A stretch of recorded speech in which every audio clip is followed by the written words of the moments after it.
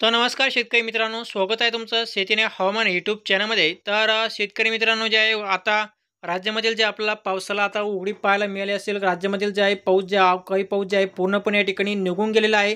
राज्यामध्ये उद्या आहे 30 मे आणि उद्याच्याला जे आहे राज्यातील फक्त विदर्भातील जिल्ह्यामध्ये आपल्याला पावसाची शक्यता पाहायला मिळणार आहे आणि इतर जिल्ह्यामध्ये जे आपला हवामान जे आहे पूर्णपणे या ठिकाणी कोरडे राहणार आहे.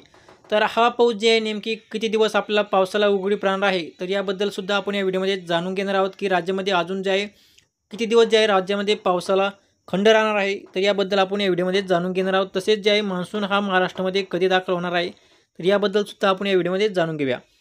तर शेतकरी मित्रांनो जे आहे हा व्हिडिओ शेवटपर्यंत नक्की पहा आणि चॅनल सबस्क्राईब करून बेल आयकॉन दाबायला विसरू नका. तर शेतकरी मित्रांनो जे आहे राज्यामध्ये आजपासूनच जे आहे पावसाचा जोर या ठिकाणी कमी झालेला आहे आणि उद्याच्याला जे आहे राज्यातील फक्त विदर्भातील अकोला, अमरावती, चंद्रपूर, वाशिम, भंडारा या भागामध्ये आपल्याला पावसाची शक्यता आपल्याला उद्या सायंकाळच्या दरम्यान पाहायला मिळेल आणि 31 तारखेपासून संपूर्ण महाराष्ट्रामध्ये या ठिकाणी हवामान पूर्णपणे कोरडे राहणार आहे.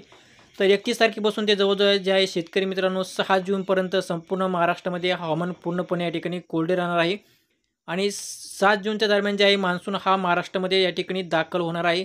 तर ही एक सर्व शेतकऱ्यांसाठी आनंदाची बातमी आहे. मान्सून हा 7 जूनला जे आहे महाराष्ट्रामध्ये दाखल होईल. त्यानंतर जे आहे 8 8 तारखेला 8 जून आणि नंतर 8 जूनला 9 जूनला जे आहे महाराष्ट्रातील जे आहे पावसाचा जोर आणखीन मान्सूनचा पाऊस आणखीन वाढण्यास सुरुवात होईल.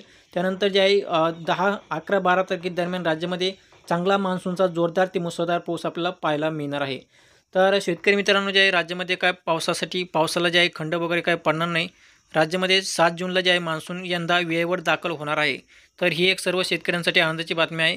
तर शेतकरी मित्रांनो व्हिडिओ आवडला तर लाईक करा आणि चॅनल सबस्क्राईब करून बेल आयकॉन दाबायला विसरू नका.